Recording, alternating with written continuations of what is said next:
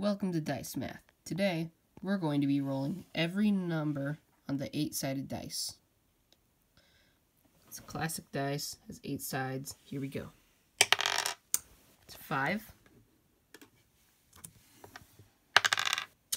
4, 3,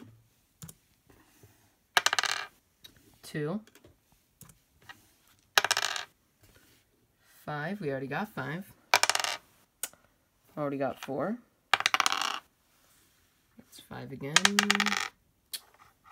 Let's say 7. Only 3 left now.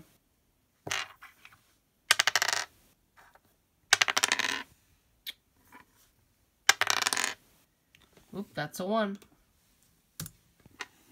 We just need 6 and 8 now. Bam, 8. Highest number there is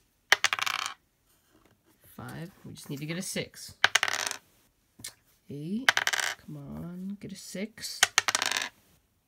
7. 8. Come on, 6. 6. Come on.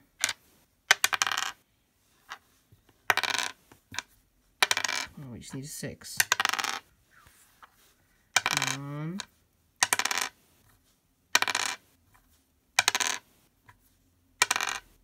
Bam! 6. Got it. It's every number on the 8-sided dice.